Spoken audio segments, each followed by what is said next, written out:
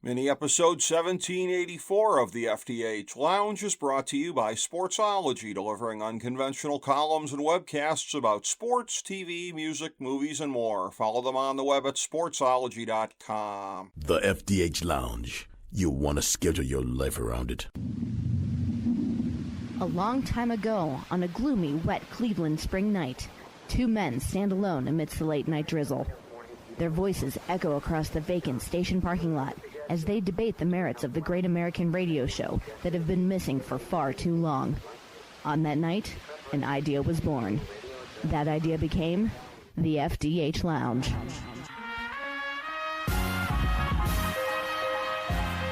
Welcome to the FDH Lounge. Welcome to mini episode 1784 of the FDH Lounge. This is FDH Managing Partner Rick Morris here with our spoiler-free review of seasons 1 through 3 of the drama Industry on HBO and Max. Here's our top 5 things to know about this program. Number 5, seasons 1 and 2 are completely set at the London office of Pierpoint, a gigantic and prestigious financial investment bank. Pierpoint London is in the habit of hiring recent graduates and pitting them against each other, with a reduction in force set in place for 6 months after they collectively begin. We start by meeting a colorful group of grads. Harper, a young black woman with otherworldly determination and, as we find out, ruthlessness. Gus, a young gay black man whose family has pushed him into this opportunity. Yasmin, a publishing heiress fluent in multiple languages who still manages to be treated as a dim sex symbol by everyone around her. And Rob, a working-class Welsh lad who advances by his charm and smarm. Another grad does not live past the pilot episode, a victim of the ruthless expectations of the firm, and the resulting scandal of his death is only the first time that the brutal culture of Pierpoint comes under public scrutiny. These folks live hard and they play hard, leaving consequences all around. Number 4. Harper ends up being caught between her direct boss Daria and Eric, the managing director of the cross-product sales desk, who sees much of himself in Harper and takes her under his wing, albeit with a rough mentoring style. Daria is out to change the culture of Pierpoint, and she sees Eric as emblematic of all of its excesses, and Harper ends up in the midst of a vicious tug-of-war.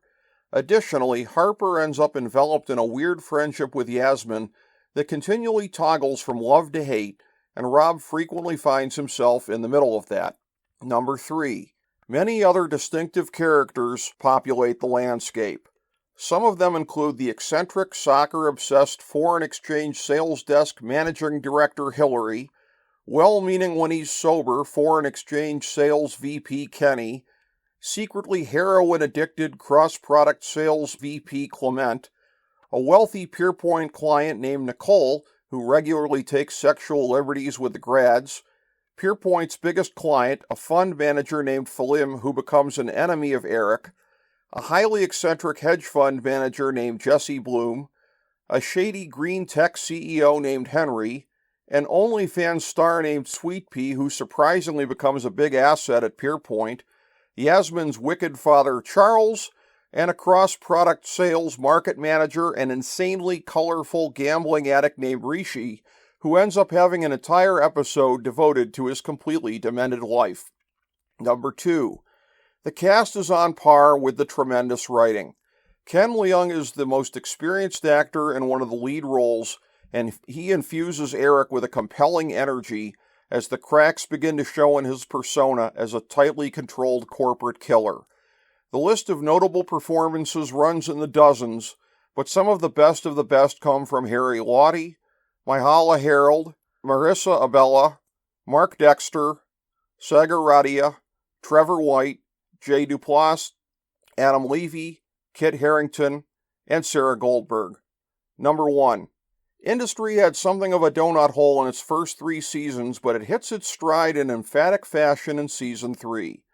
The first season built to a crescendo, as we waited to see which grads would make the cut at Pierpoint and which ones would not.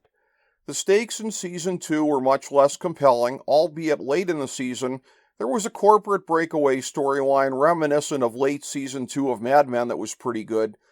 But it's in Season 3 that this program really became the show that HBO and Max needed it to be. With few other franchises in the works at this particular moment in history, industry was needed to step up into the conversation with shows such as Succession and The Sopranos, and darned if they didn't pull it off. These folks at Pierpoint and their clients work hard and play hard, and the sex and drugs are omnipresent, which just fuels the often out-of-control feel of the show. The absolute explosion of consequences that just kept going off in episodes 3.6, 3.7, and 3.8 wrapped up a defining season for a show that grew from good to great and justified all of the hype that it was receiving. The Season 3 finale wrapped up so many loose ends that it could have served as a series finale, but the program has been renewed for at least one more campaign, so we'll see how the writers find a way to reintegrate a number of characters that have been spread out by circumstance. Based on the strides that the writers made, it will be well worth the wait. Thank you for joining us for this mini episode of the FDH Lounge.